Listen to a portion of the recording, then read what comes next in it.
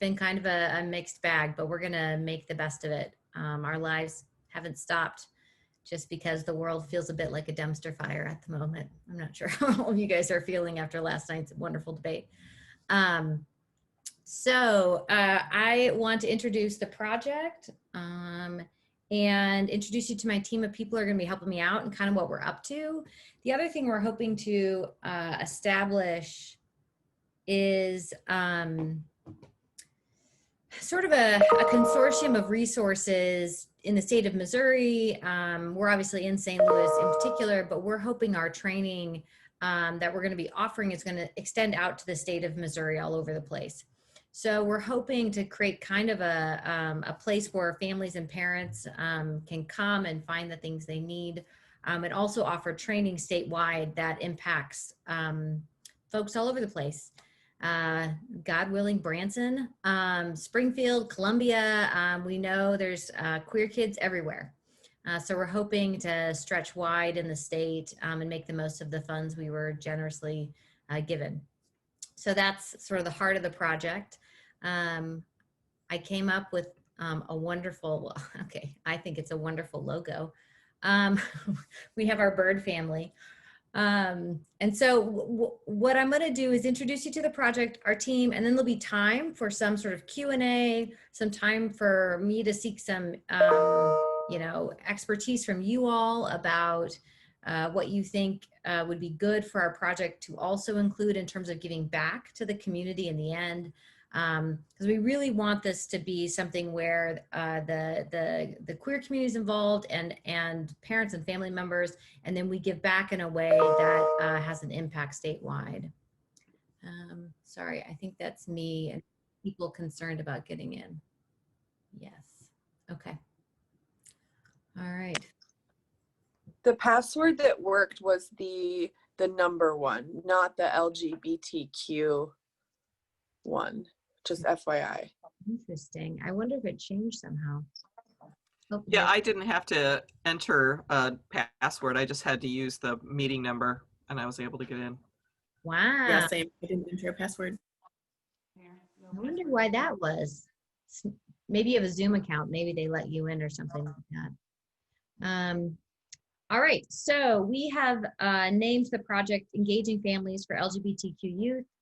And I was trying to hit on kind of the point of the project, and it's quite simply improving the health and safety of Missouri LGBTQ youth, one family at a time. I am trained as a family therapist, so my focus is always on how we impact the family to make it a safer, healthier place for everybody. And that's really the point of the project. Oh, good. We have a few more coming in. Excellent. Oh my. Oh, there we go. So we are going to begin today. If we have, I'm sort of curious how many people we're going to have here by the time everybody's in here, but we're going to have an attendee roll call. We'll move through it pretty quickly just so we can all kind of introduce ourselves. I'll introduce you to the team, project outline, and then Q&A, like I said before. All right, so our funding, or this project, is made possible by the Missouri Foundation for Health. If you haven't heard of them, you are missing out on a wonderful organization. They have been a delight to work with. And the person I worked with there was so encouraging. Melissa was amazing. And so I'm really, really grateful to them for providing the funding to make all of this possible. All right, we got a few more. Okay, so first things first, if you haven't done so already on Zoom, you can change it so your name, the name you'd like us to call you, can show up, pronouns, and then if there's an organization that you're representing, to put that in your, in that same space if it fits. If not, you can introduce yourself and mention that. Some folks are representing organizations, some folks aren't, and are representing themselves, or whatever that might be. So I'm wondering how many people we have. Yeah, let's go for it. Okay, so we're gonna go Z to A, introducing ourselves and offering a shout out to someone in our life who's made life tolerable in 2020.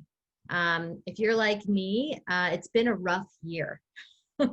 And I live a fairly privileged life, and so it's been rough all the way around. And so it's important, I think, to shout out to those people who've made life worth living in the midst of what feels a bit like a dumpster fire. Who is my Z? Do we have anyone in the Z category who wants to start us off? Katie, are we going by last name or first name or? Good question. Let's go by first name.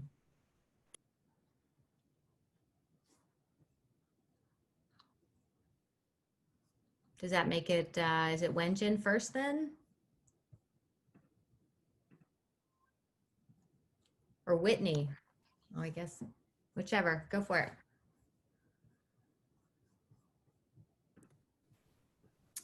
I'm happy to go first. My name is Whitney Linsenmeyer. I use she, her pronouns. I'm from St. Louis University and work in the Department of Nutrition and Dietetics. And my gut instinct for this question with the who is making my life more tolerable, I'm pretty deep into the Office Ladies podcast where they're like rewatching and then breaking down each episode of The Office 1 week at a time. So I'm going to say Jenna Fisher and Angela Kinsey. I don't know them personally, but I'm so deep into it that I feel like I know them. And so they're giving me quite a bit of good vibes this year. Yes, excellent choice. Excellent. Wenjin, you want to go next? I'm sorry, I cannot open my webcam for some reason. I don't know how. Hi, this is Wenjing. I'm a first-year master student in the program of medical family therapy. I'm here to observe and learn. Awesome. Thank you. All right. River? Oh, no, I skipped over the S's. Susan. I'm Susan Halla. I'm the National Director for Transparent, she, her pronouns. And shout out to my therapist for getting through 2020. Excellent. Love a good shout out to a therapist. All right. Sarah? Hi, this is Sarah Garwood. I'll start my video for a second. I'm in my kitchen though. I am the co-director of the Washington University Transgender Center at St. Louis Children's Hospital. I'm an adolescent medicine physician, and I have to give my shout out to my children. Even though we've spent lots and lots of time together, I'm very grateful for them, and they have made it bearable. So thanks for letting me join tonight. Wonderful. Awesome. All right. River. Now, can you hear me now? I can hear you. Awesome.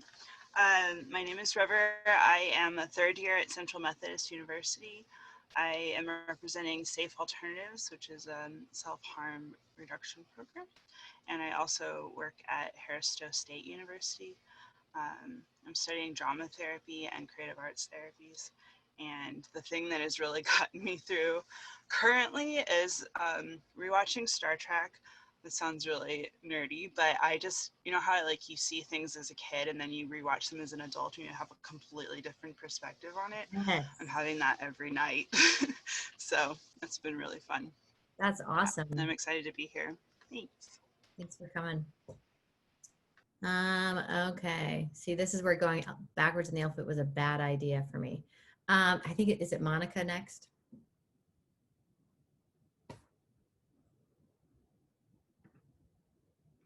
Oh, I can't hear you, Monica. Better? Better. Yeah. Hi, I'm Monica Laser. Katie, thanks for inviting me. I'm excited to spend the evening with you guys. And if I was more savvy at Zoom, I would follow your instructions with the pronouns on my name, but I can't, but I use she, her. I am the owner and clinical director of Sandhill Counseling and Consultation, which is a group private practice. The first person that came to my mind was my dear friend David that has gotten me through this. He's also another small business owner, and there's been a lot of inappropriate, very helpful comments flying back and forth for the last 8 months. Yeah. It is not wonderful for businesses these days, small businesses in particular. That's right. Yeah. Mm-hmm. Yeah. Well, thank you for coming, Monica. Sure. All right, Megan. Hi, hopefully you guys can see me. I'm on my phone, so I'm figuring this out. I'm Megan Ferber. I use she, her pronouns. I'm an assistant professor at SLU along with Katie in the Medical Family Therapy Department. I'm at my current project house, so pardon the dust in the background.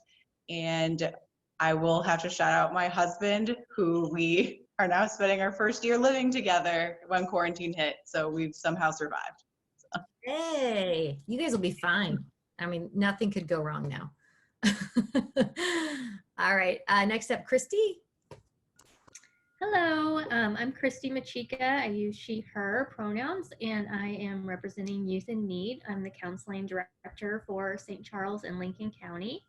And gosh, I don't know what's gotten me through. I think it's kind of cheesy, but I would say my staff, I feel like the same way of like this kind of like humor that's gotten us through, trying to switch to telehealth like right off the bat and just kind of rolling with the punches and keeping each other lifted up during that time. Mm-hmm. Absolutely, absolutely. The people we're surrounded by make a huge difference.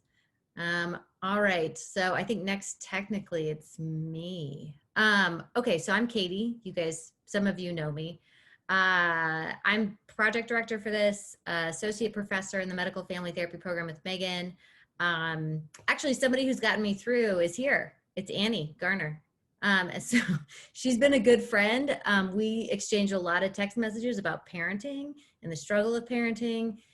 And our kids are about the same age, so we can lose our minds together, and there's no judgment. There's just, oh, you want to give up today? Me too. So I'm eternally thankful for her friendship during this time. It's been very helpful. All right, Cade.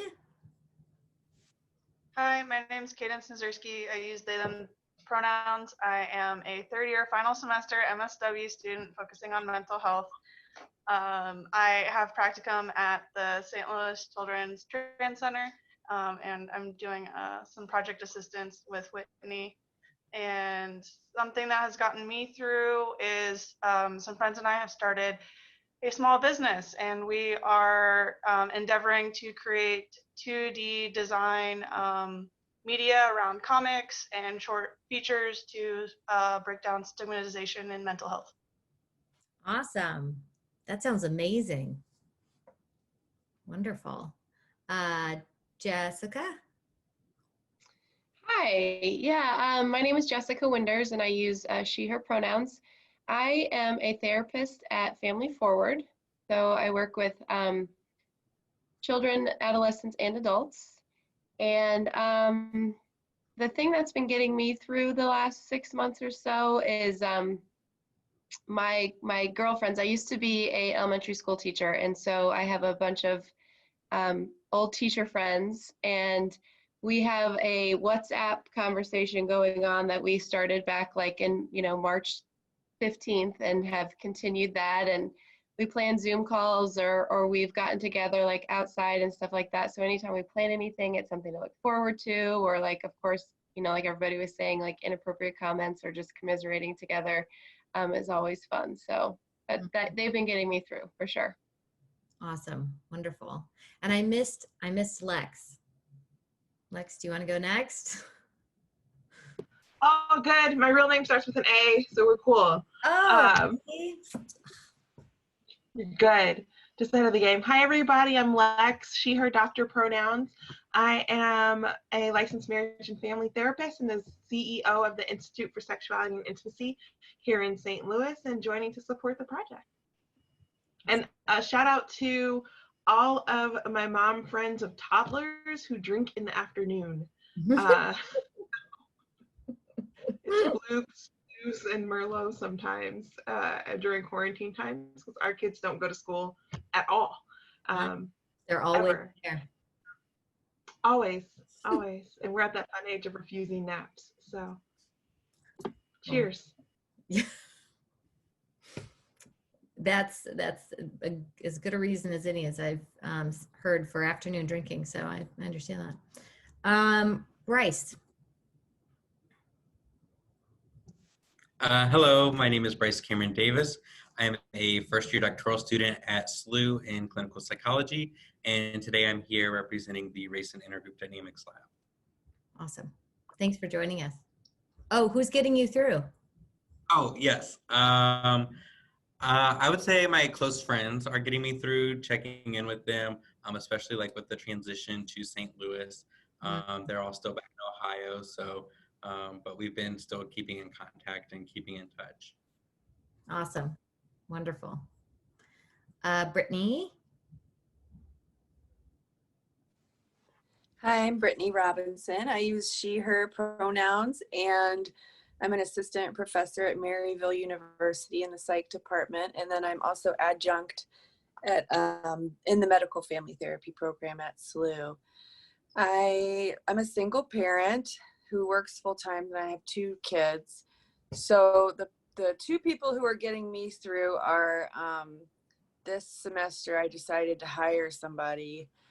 I created a pod with another single mom. So we have 4 kids in our pod, and then we switch back and forth weekly. Sometimes they're at my house or they're at my other friend's house. And then we hired someone to be with our kids from 9 to 2 while each of us can do our jobs. Because I tried to do it all in the spring. And then when I found out they weren't going back in the fall, I mean, I was like, I want to just get under the covers and die. So we created our pod, and I don't drink alcohol, so that's like I'm missing out. I have to like hire people to help me, though. I knew my limits. That sounds wise. I'm getting a message that there's more people trying to get in. All right, so Athena? Hi, I'm Athena. I use they, them pronouns. I am a 2nd-year student at the Brown School concentrating in mental health. And the person getting me through is my cat, who is going to make an appearance right now. She's always here. Yeah. Oh, animals are so important too, aren't they? At least they're home with us. Very nice. All right, Annie? I'm Annie Garner. I'm an assistant professor at SLU in the psychology department, and I'm representing SLU psychology. She, her pronouns. And Katie, I too was gonna name you. Your friendship is important to me too, but even more important to that, I can always count on you to say it's not too early to have a drink. So that makes me feel pretty good. You're like, mimosas, sure, that's good. Sure. It's a morning time drink. But also it's been really helpful to have other parents around who know what it's like. And yeah, thanks for doing that for me. Awesome. All right, so it sounds, sorry. There's one other person that looks like on the phone. I don't have a name, but the person on the phone, 347, wants to introduce themselves. Yeah, hi, sorry about that. I was having a little bit of trouble with the technology tonight. I'm Esther Roth-Colson. My pronouns are she, her, and I'm a 2nd-year MSW student at Capella University, and I'm here representing the St. Louis Queer Plus Support Helpline, or SQUISH. And the thing that's been keeping me going this whole time is my previously voluminous Netflix queue has been getting a lot smaller. So it's been a helpful thing for me during this whole process. So Yes, I think most of us are getting worried that we're going through our streaming options right now. Though what I heard earlier about rewatching, who was that said that? That sounds like a great idea. Was that you, Sarah? You mentioned that? It was me. Yeah, I can do that once I get through my queue of things. All right. So I think there's a few more people. Oh, Anna just got on. Anna, do you want to introduce yourself? There you are. Hi, I'm Anna. I'm the graduate assistant on this project. I'm also a first-year master's student at SLU in the Marriage and Family Counseling program.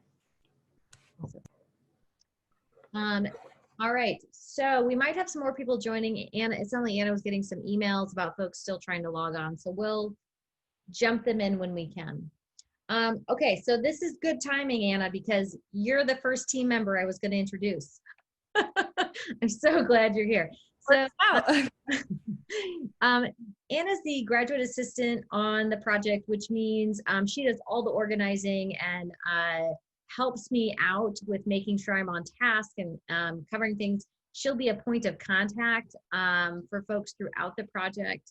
And Anna, you wrote me a little bio up here. Do you want to say anything about yourself in terms of this project or you?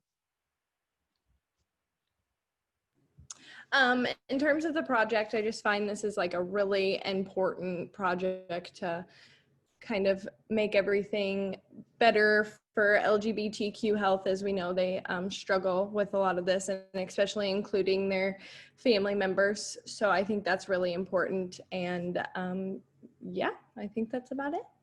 Awesome. All right, so Anna is our point of contact and probably my right arm by the time this is over. Okay, so next up, Brittany Robinson, who introduced herself, is also part of the project. She'll be serving as a, well, there's going to be a phase 3 we're going to talk about, and she already adjuncts with us in the program, and so she's also going to be part of the pilot. And the pilot is where it's me and 2 other folks who are going to be family therapists trying out this sort of evidence-based practice of family therapy with families who have a queer or trans youth. So that will be Brittany's role. Brittany, is there anything else you want to say about yourself or your background here?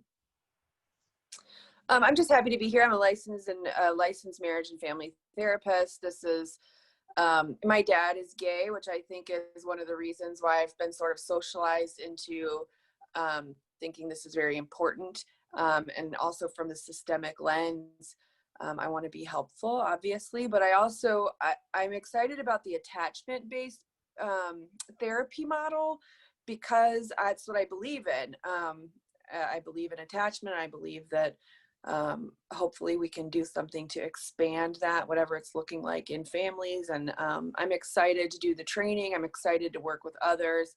I really trust Katie. And so that part to me is awesome too, that she's leading this and bringing me on because I trust her vision. I'm like a really good second, third, or fourth author on paper, but like personally, I'm a terrible first author. So I'm just always excited when people invite me along on their projects and I can be helpful. Awesome. Thanks, Brittany. All right, Lex is also on the team. Dr. Lex, as she's called, she's going to be another one of our therapists helping with the pilot. Lex, I love your bio, by the way. It's amazing. Is there anything else you would like to say that you'd like to add? So I think a big part of my thing is always talking about how Black and Brown communities and Indigenous BIPOC are existing in these spaces, and part of that is hopefully to help bridge a gap of fear and accessibility for our families who are identifying that need help and support and don't see Black and Brown faces that are readily identifiable. So part of my mission is to help make therapy a little bit more accessible and a little bit safer without having to do so much code switching and having that intersectional lens as a Black recovering Baptist Southerner pansexual identified person. Mm-hmm. Mm-hmm. Awesome. Thank you. And then Whitney's also on the team. She's going to be overseeing the research we do. What we're hoping to do is sort of follow the project and see sort of our outcomes and be able to disseminate that back to you all. And she's going to make sure we do it right. I'm going to lean on her to guide me into not messing this up. So Whitney, you want to say anything about yourself? I also rollerblading, like, are you okay? Like, that feels like an interesting new hobby. Yeah, thanks, Katie. So I'm a registered dietitian by training. So nutrition is kind of the lens that I see everything, but I'm happy to and very excited to be part of a project that takes into account the whole family unit and kind of the bigger picture of a person's life. So my fun fact is that I've been rollerblading during quarantine. But yeah, I mentioned that I don't know how to stop yet. I've watched some YouTube videos, but it doesn't make sense when I try and do it with my body. So I only go on extremely flat trails. That is very wise. That is, I've heard of so many broken bones after rollerblading. So good for you. And, you know, oh my. Cool. So then there's me, and I have to put this picture on because we just lost RBG, and I miss her desperately, and I didn't even know her. So I'm the project director, she, her, hers. I didn't say that earlier, my apologies. So I'm directing this project, but we already started something called the Family Clinic for Queer and Trans Youth, which some of you know about, and I know have referred folks to. And it was a sort of a consortium of me and some of my really excited master's students who really wanted to work with queer and trans kids and do it right. And so we created these wonderful family groups, and they were going strong. And then COVID was like a bomb that went off, because they won't let us have groups anymore at the university to come visit for good reason. They've really limited how many people can come in. And so what was thriving and wonderful and fun kind of got obliterated in March. So once I think we get through this project and, you know, in the future when there's a vaccine and sanity in the world again, we will return to having groups again. I still have master's students who are taking on new families or individuals one by one, but this project will be housed underneath that clinic because I want to focus it on what's already been established, and really sort of begin to sort of build out more and more trained clinicians and more of our graduate students who are ready to work with this population as soon as they leave.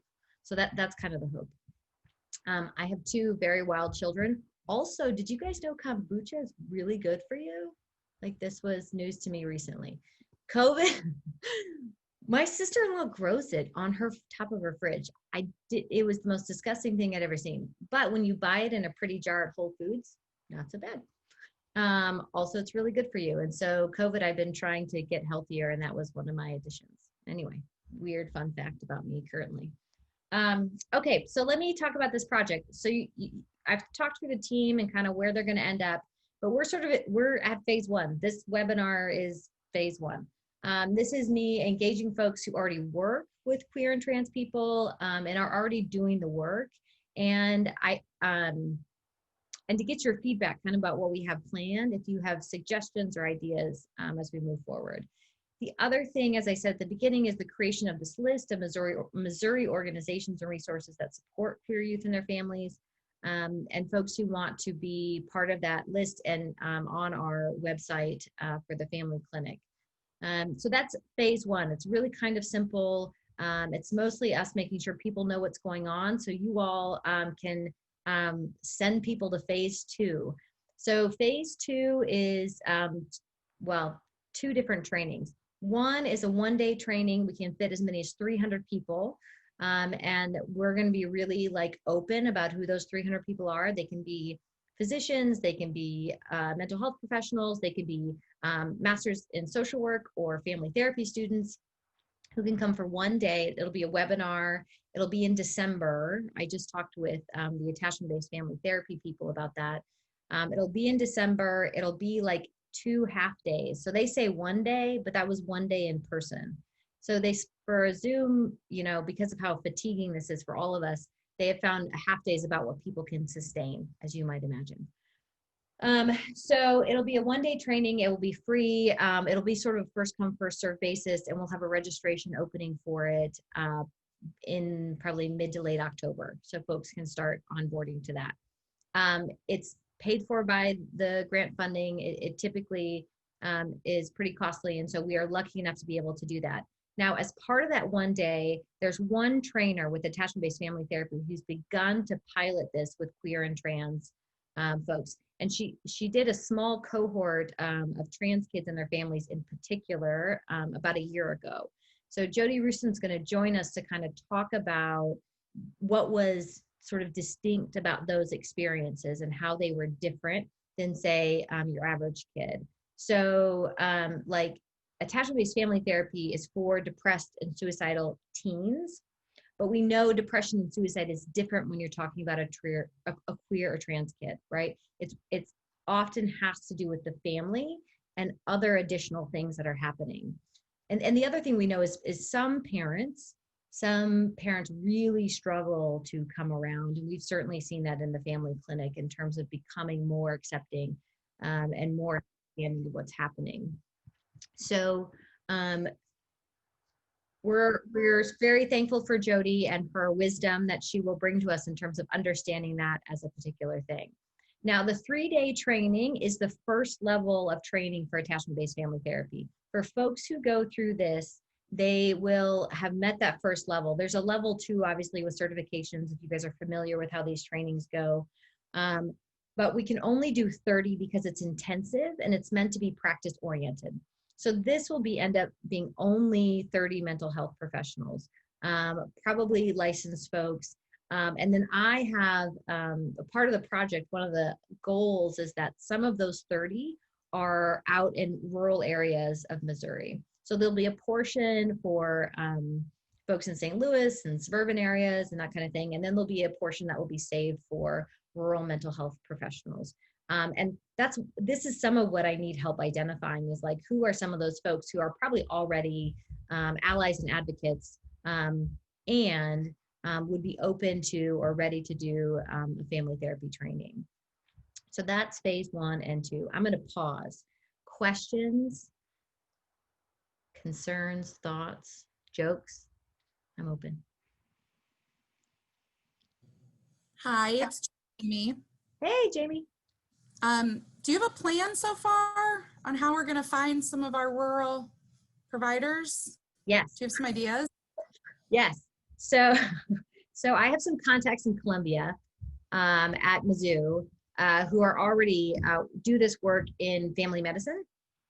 And they have connected me with some organizations. I was just emailing with them today out of Columbia in particular. And then we were able to locate a few organizations out in Springfield as well.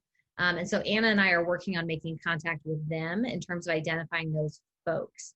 The other place we've gone, I don't know if you guys are familiar with the website Psychology Today, but Psychology Today, you can really easily look up mental health professionals who are already working with LGBTQ folks.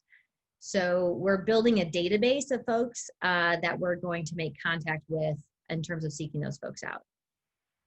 So those are our strategies at the moment, and I'm open to additional recommendations.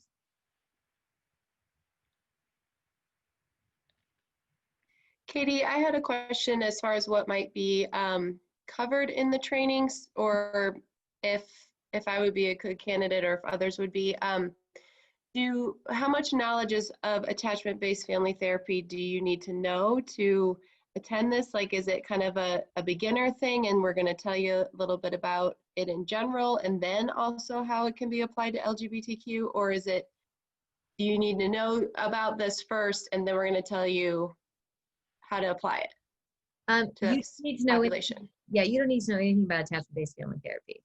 Okay. Prior to the training, I mean, let me say it this way. You need to know about family therapy, like why you would engage a whole family or why that's important. Attachment-based family therapy, the 1 day and the 3-day training kind of tell you all about it. There's a book that they have published that's kind of like their manual. I have 3 research articles from them and a podcast interview that I'm planning to send to folks who register so you can kind of start understanding it. But yeah, you don't need to have read it all or know a lot about it at this point. Just be interested and open to a family therapy intervention with queer youth. That's the big thing. Okay, great. Thanks. Yeah. Katie, my question is somewhat related. So this is Annie.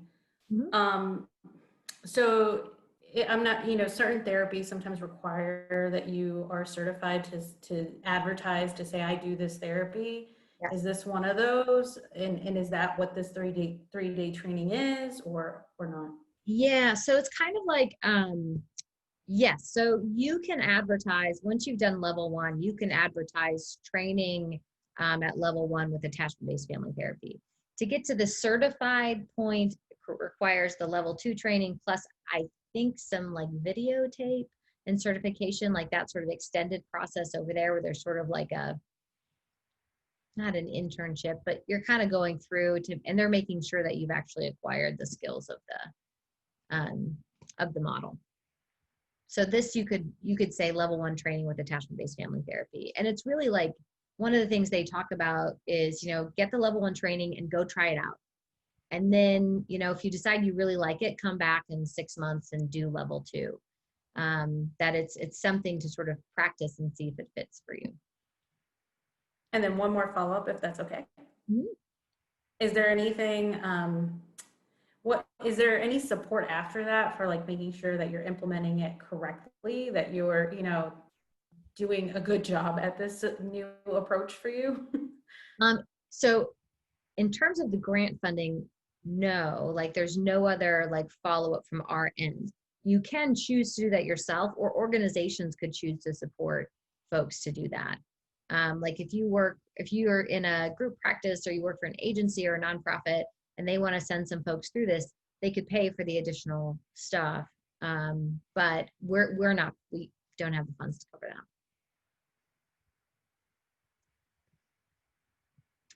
that. So I want to talk a little bit about the model, and maybe this will help folks. I mean, so I'm preaching to the choir at the moment, but we all know family rejection predicts homelessness, depression, substance abuse, suicidality. We know all those risk factors, right?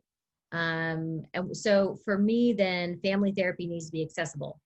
We need to find a way to get it to more places so that more families can take advantage of it and hopefully, in effect, improve parent acceptance and reduce some of the these more negative consequences.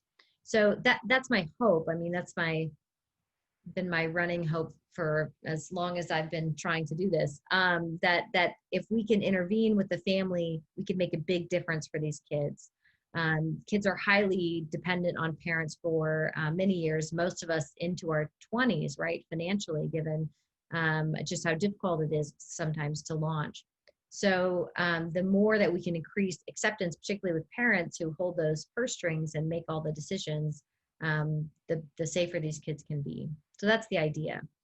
Attachment-based family therapy uses the theory of attachment, and it's a theory, but it also has like, I don't know, 50, 60 years of research behind it, where it talks about how relationships between youth, and I would argue even adults, between youth and their parents are significant in terms of their development and mental health. And so parents have a huge impact on kids, and kids have a huge impact on parents. And so there is this relationship that becomes central to well-being.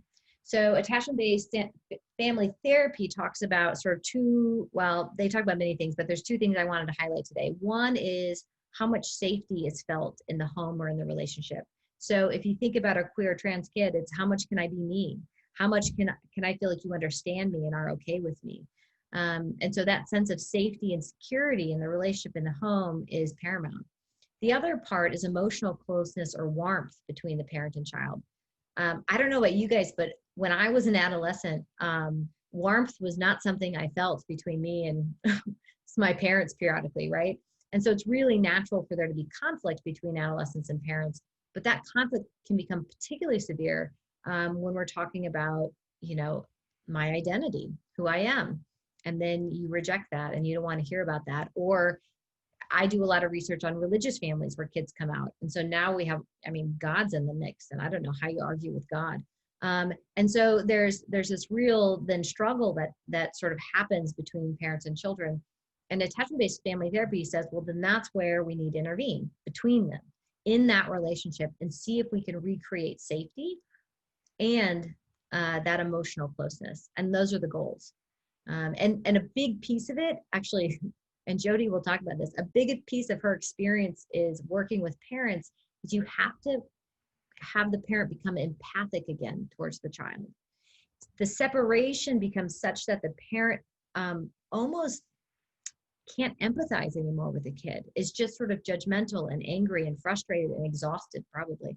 I certainly, and most of the time as a parent, but like just doesn't feel the child anymore. And so a big part of the work, many sessions, in fact, are just getting the parents to shift and just getting them to sort of reimagine their child as, well, another person and worthy of their empathy and care and concern, and not just judgment and anger.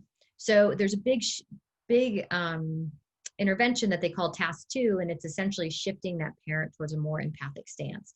And for queer and trans kids, that includes an understanding or acceptance about who they are, as opposed to continuing to fight them. So questions about that, about attachment-based family therapy, about how it might work? This is Catherine. Hi, Katie. I have a question. Mm-hmm.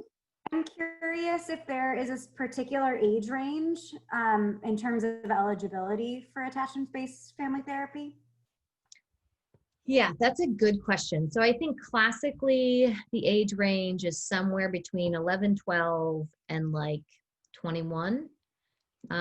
It's a pretty wide age range, partly because that developmental arc of adolescence is actually quite long. We usually have prepubescence around 10 or 11, 10 for a lot of folks, and then all the way up to 17, 18, or all the way up to, well, 23, 25, right, in terms of brain development. So I'd have to go back and look, but it's somewhere in that 11, 12 range to 21. Mostly those years where the kid might still be dependent on the parent in terms of safety, security, housing, money, that kind of thing. Awesome, thank you. Yeah, I linked up some podcasts here, and I will be sending you guys an email where you can go check this out and watch interviews if you're curious about it. I'm also happy to send you some articles if you're interested in articles. Some people are, some people aren't. I love a good podcast. I usually get lots of information just from the podcast. So some of us don't want any more reading, particularly the grad students probably in the room. So the podcasts are a good choice, and they get into the model. I think they're both about an hour long, but it interviews Susan Levy, who will be one of our trainers, and Guy Diamond, and they just kind of talk about the model and why they do it, and kind of what they're after. So I can send you that. All right, so phase 3, this is going to probably be the most fun phase for me. This is the part where we get to try it out, we get to do it. And so we're gonna have the pilot of attachment-based family therapy with queer and trans youth at St. Louis University. Now, COVID is really screwing up my timeline. However, the hope is spring or summer, and then the hope is maybe things will be somewhat back to normal or not. I guess we'll find out. I talked to Susan Levy, one of the trainers. She said they've done attachment-based family therapy via Zoom, telehealth, and it works. So I'm going to trust her on that. If we can, we'll do them in person. So we'll see. So this is where me and Lex and Brittany will be the family therapists. I wanted to make sure that I had really seasoned therapists working alongside me. This is not something I want to get wrong. So I picked 2 of my favorite people, and we are going to try this out. We know so one part about this pilot, we're going to look for 20 families. We're going to recruit 20 families in the St. Louis area. And we'd like to have a range of like where the parents are in terms of how rejecting they are. I have some initial ideas about where I'm going to go in terms of finding parents who might be struggling more than others. But I'm open to ideas if you guys have them in terms of recruitment for this pilot study. The other part about this pilot study I want to say is that it will be free family therapy. It won't cost the families a dime. In fact, they'll get some incentive because we're going to have probably quite a bit of paperwork. And so we want to reimburse them for their time and travel. And so they will get they'll get an incentive at the beginning and then at the end for completing the 16 sessions and for their time in terms of completing paperwork and that kind of thing. We're going to study that process over time. We're going to record the therapy sessions. We're going to have outcome measures. This Whitney comes in. to keep things straight. And then we'll disseminate out sort of that information to you all. Questions, thoughts about this?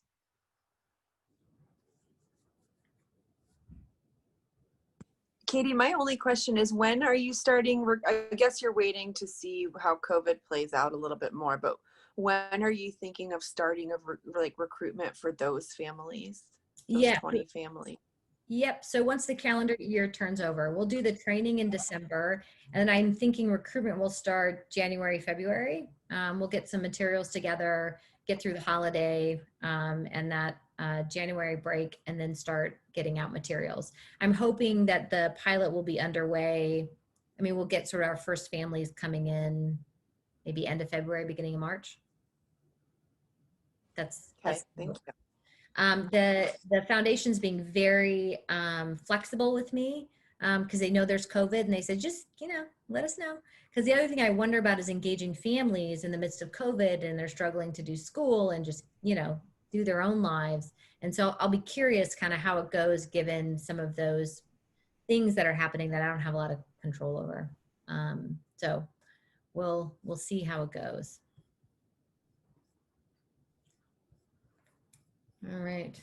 All right. So when it's all over, here's some of what we're hoping to create. So the resources website I talked about before with organizations who want to be identified as resources for queer and trans youth and their families. We're going to create a list of providers who've completed the training. So who did the 1 day and the 3 day as a resource for our families, so they kind of know maybe who they could call in their area. If those who are trained are open to that. We're going to do a summary of the pilot, and we want to disseminate it in a way that the public can take it in. And so one of my hopes is that it will, I write like academic crap all the time, but I want this to be, I'm really interested in public scholarship and how we get this out there and how we help people understand why this matters. And so we're hoping to disseminate it in a way that folks can read it or not. I mean, see, now I'm thinking comic strips, but some way, right? I mean, like, seriously, like some TikTok, thank you. Like, I want something really accessible, right? And like funny and engaging. Because like my experience in working with parents is you have to get through some initial barriers of their own sort of fear and resistance and whatever. And so I don't know what it's going to be yet. There are more creative people than me in this world. And so I'm hoping to be inspired or have somebody who might know how to do comic strips. Just kidding. So my 10-year-old has a YouTube channel. So maybe he can make me a YouTube channel and we can put out some kind of something based on this. I don't know. And we'll do other things, like I will be happy to come to organizations or to classrooms or whatever and, talk about it and let you know what we found. So if you're an organization that wants me to come do that, I would be more than happy to come and talk about it and introduce kind of what we found.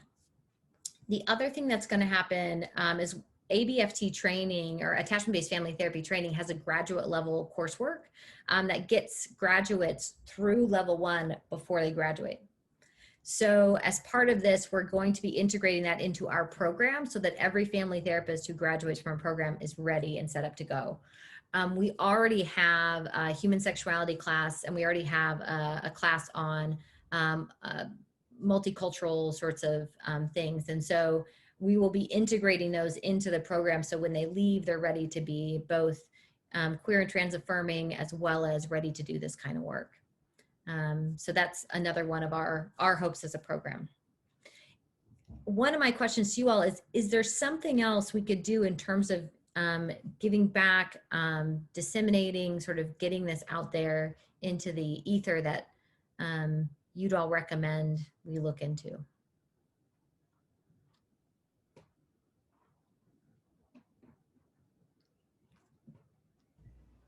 Hi, I'm Jerry. Hi, Jerry. So, hello, I'm here actually wearing a couple of different hats. First of all, I'm a graduate student at the Brown School, going for an MSW, And my primary population of concern are gender expansive youth, ages 14 and younger. The other hat that I'm wearing is I also have 2 transgender daughters. So one thing that I'm thinking about as far as getting this information out there is I don't think, as a parent who's gone to many transparent meetings, that's not necessarily part of a conversation as far as like different types of therapy. I think people that aren't social workers just kind of put therapy in like a block. So some way to sort of explain to people or present the idea to parents that a different form of therapy could give, you know, different outcomes might be helpful. That's a really good point. I've certainly, I've had the experience where parents kind of go, well, my kid's depressed, so I'll send them to therapy. And they don't think about that they would even be wanted there, maybe A, but then B, like don't know that there's a possibility or there's an approach that would include them, if that's kind of what you're getting at too. Yeah, exactly. Yeah, no, that makes a lot of sense. That's great. I had a curious thought of, is there a way to be able to partner with Wyman for their teen outreach program and create maybe like a module that the kids can do at home that might center around bringing some of this into their homes, maybe like activities to do with parent around some of this attachment-based intervention? Interesting. I like that a lot. Okay, so so something that we could do with the kids that would maybe help them understand the impact of family, and then introduce maybe things they could do at home in terms of engaging their parents or caregivers or family members around this. Yeah. Oh, I like that. Let me write that down. I'm going to have to ask ABFT if they've ever done something like that. That's interesting. Okay. Certainly we at Transparent, I'm sorry. No, Did you you're want to okay. finish? I was just going to say Transparent, since we specialize in parents that come to us for our trans groups. We have parents from all abilities to accept or not accept their children. They tend to be a little bit accepting or they wouldn't end up in our meetings, but we certainly could recommend some families for you, Katie. Okay, awesome. Yeah, I'll send you guys the recruitment material. Katie, I would love to know what medical providers could do in an office setting that is kind of based on the principles that you are using for this type of therapy, because we're not going to be able to get all of our patients and families into this wonderful work. We've sent several and it's been really helpful, I think. But we see families quite often, especially in adolescent medicine, that are when you said, have lost ability to have empathy with their children, are almost hostile. I have really been shocked, I guess, because I'm not a psychologist and I haven't understood what's happening, but I've been really shocked to see that.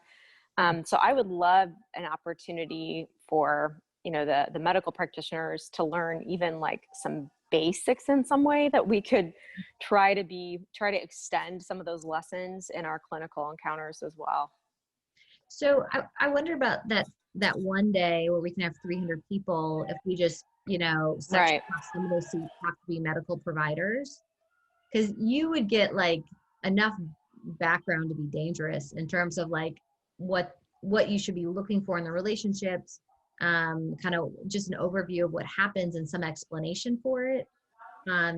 And then what will be really interesting is after medical providers go through it is if they'd be willing to talk to me about how they're translating it or ways that they see it could be inserted in some way. I like that. Second of day one. Okay. Yeah, I work a lot with family medicine residents and our family physicians in our department, and I do a talk for them every year on adolescent sexuality, and I inundated with questions. It's a super fun lecture, but you're right. I think it's amazing sort of how, there's a lot to cover in medical education, but sometimes you miss this part of it then as a result. Okay, it looks like, is that Luca? You have your hand raised there. Hi, Luca. Hi, Katie. It's Luca here from Push, St. Louis Queer Support Helpline. I think so. I had to hop on late at 7:30 because of a different community event. But from what I caught, I think I have just two thoughts. One is I would love for Squish to be able to support the recruitment part, helping to recruit youth and families into your program. We definitely have young people who call who struggle with family acceptance and wouldn't have known about the service or this pilot project otherwise. So what Squish would need is maybe a list of like qualifying criteria or specific specifics of who you're looking for that we can talk to with a caller to see if they fit the program, and then a streamlined way for us to pass on that caller to you and make that warm handoff or that connection. We'd be happy to do that. And even internally within Squish, I think there'd be volunteers who'd be interested in joining this pilot project. We take calls from callers, but our volunteer pool is about 60 people. So I'm sure there'd be at least a few people who might be interested in the pilot. So the first comment is just offering to support the recruitment process, and what we need from you is maybe like a streamlined list of criteria or steps that we can do to help stream people into the project. Yeah, awesome. Thank you so much. Yeah, go ahead. You had a second thing. Yeah, I think the second part of it is maybe just bringing into the conversation like racial, ethnic, or cultural barriers that will make it hard for some families to join. So as a trans youth myself, I would have loved for this to be available to my family. But as an immigrant family, we face language barriers. My parents wouldn't be able to engage in therapy in English. They're in a different country, so there are time zone barriers, geographical barriers for families to engage. And so I think for like immigrant families, for example, in St. Louis, this will be a barrier for them. And then I think at least culturally, in my family, there is a huge stigma against mental health. And so my parents, whenever I would suggest bringing up therapy, going as a family, even framing it as something I need instead of what they need, they would say, no, we don't want to air our dirty laundry in public. No, we don't want someone else to know about our business. No, we don't want someone else to know that you're queer. And so I think just bringing into consideration that like racial, ethnic, cultural, immigration, citizenship barriers also might, create barriers for people to be able to participate. Yeah, no, thank you for bringing that up. I appreciate that. I started thinking about, I have a relationship with Casa de Salud. We have interns who go there periodically every year. And I wonder, I know they have obviously deep ties into the immigrant and refugee community here in St. Louis, but they also have translators and that kind of thing.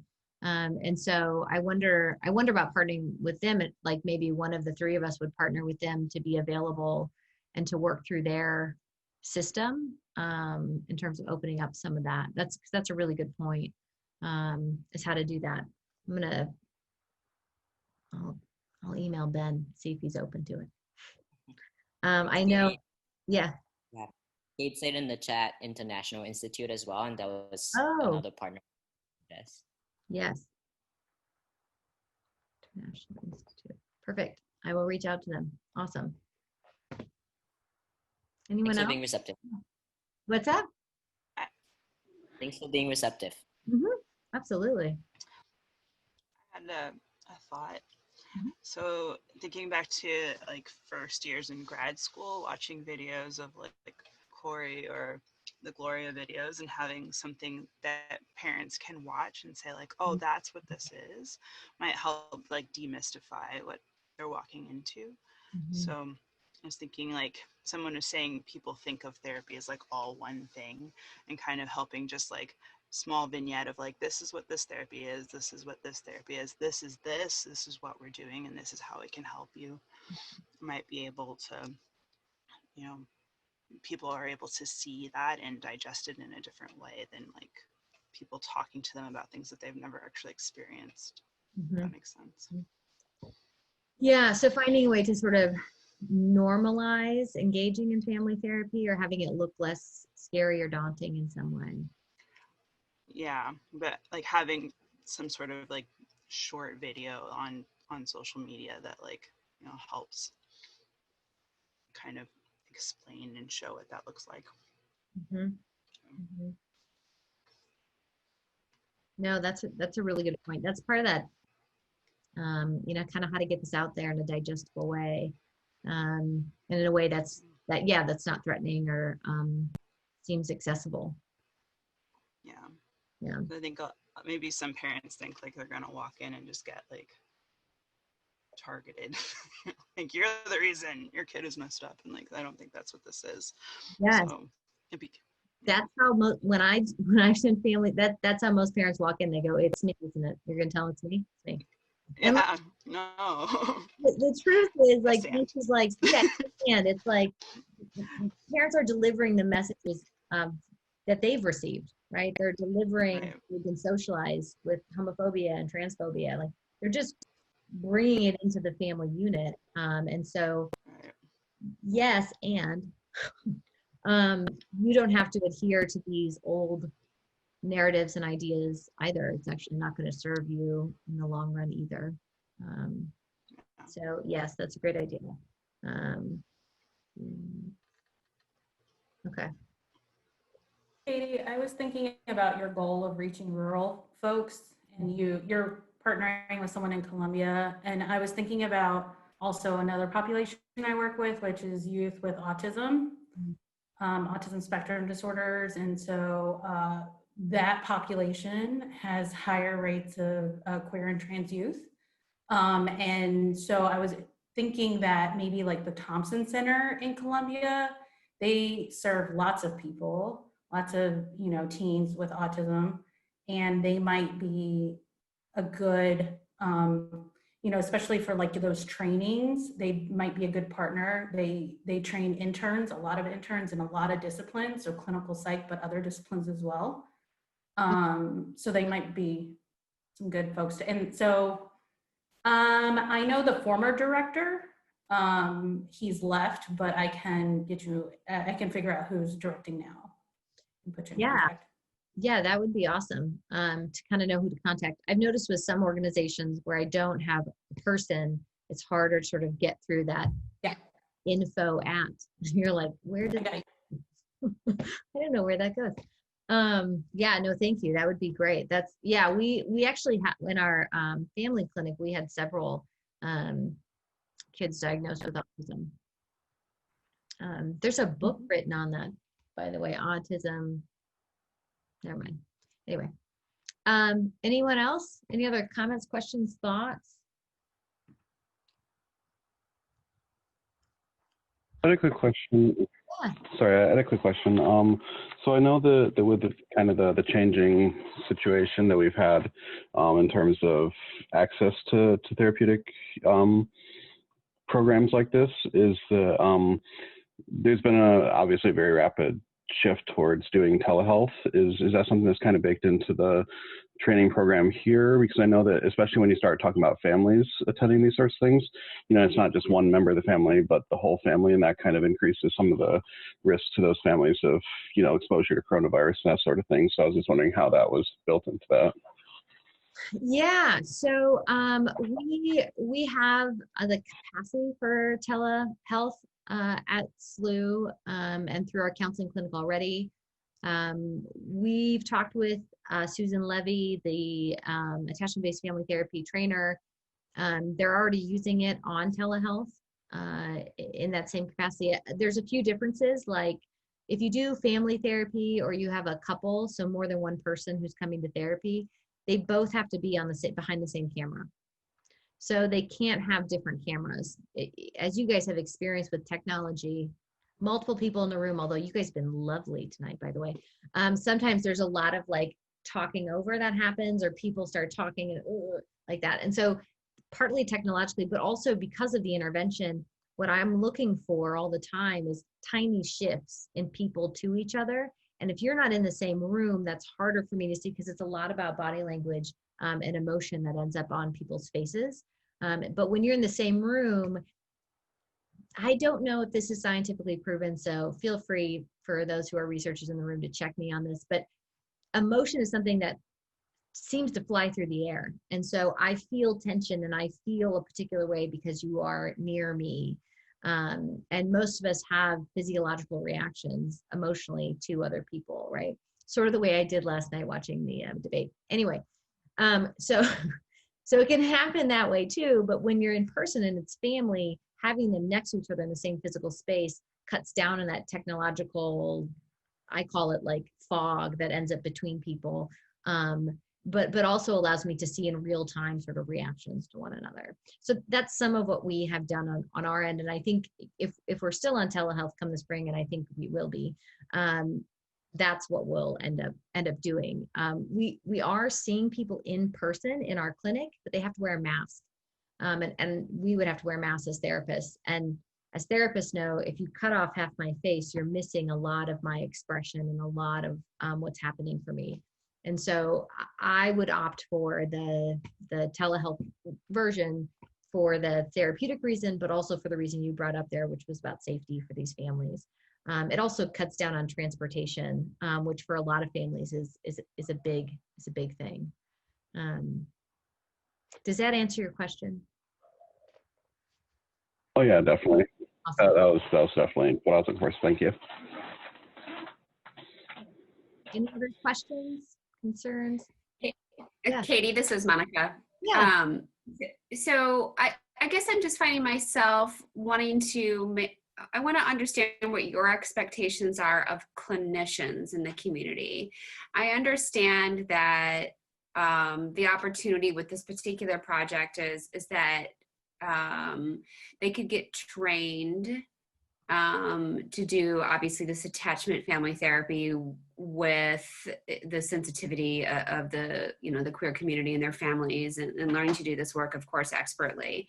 But what else do you need from, a setting like Sandhill, where we're a group of clinicians as opposed to an LGBTQ only resource in the community? I guess I just want to be as helpful as possible to the project, and so I want to know what your expectations are and what we can do to rise to that occasion. Yeah, well, so I guess there's a couple of things that come to mind. One is if in the recruitment phase you have any folks who can't afford services and this is a way for them to get family therapy and they wouldn't be able to get it anyway, absolutely. Right. I think that the second part is, because I know, you guys are, out in O'Fallon, which isn't rural, but we're almost there. And, no offense. So, actually, so in 2 weeks, the South County location opens. I saw the thing on Instagram. That looks amazing. Yeah, so we'll be, kind of pseudo-rural in 2 pseudo-rural areas. Yeah. Well, but you guys draw from all of that surrounding area. And like a half an hour out from there, folks come all the way in for you guys. So if there are like those kinds of rural families who would benefit from this, that would be great. If we would be able to list Sandhill as a place where there had been folks trained there and they're queer affirming, and I know you guys are, that we could list you as a resource if folks are out that direction and would prefer to go there. I know I saw too that you were taking interns this next year, and so maybe that's a good place, right, where it's sort of less expensive. Like a big piece of this is the accessibility piece. Like, how do we get more people knowing about this and can have access to it?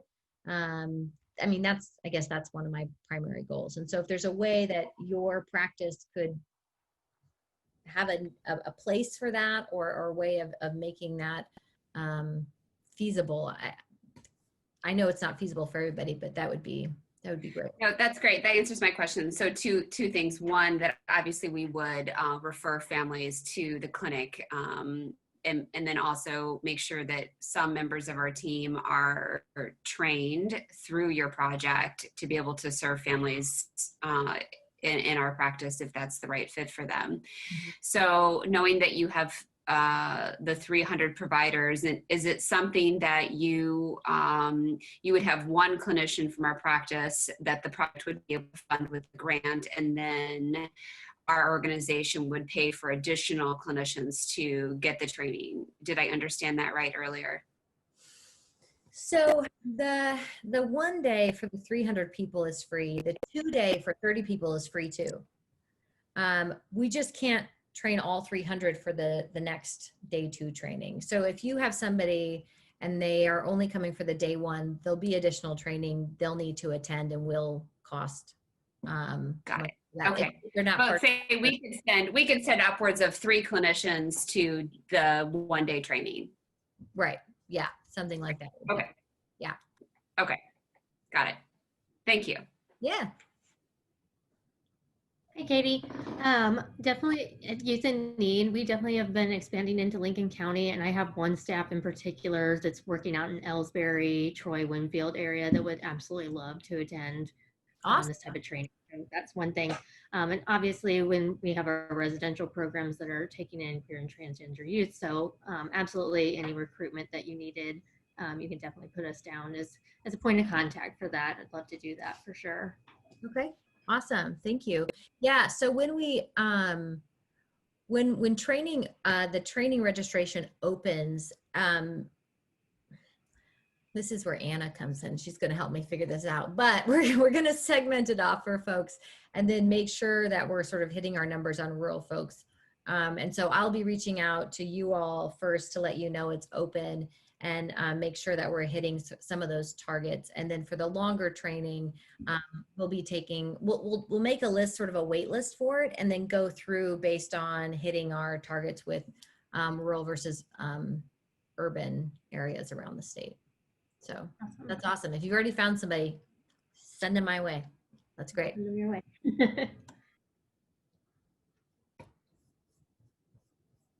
Any other questions, comments? All right. Well, thank you everyone for coming. I put up here just one last slide. We are on Facebook and Instagram. Someday when I'm cool enough, we'll be on Twitter. And and don't be a stranger. I think you all have my email and this is my phone number, rings right to my cell phone. Text or call. Please don't be a stranger. I'm so grateful for the work all of you do and for showing up tonight. And so just thank you for being here, and we'll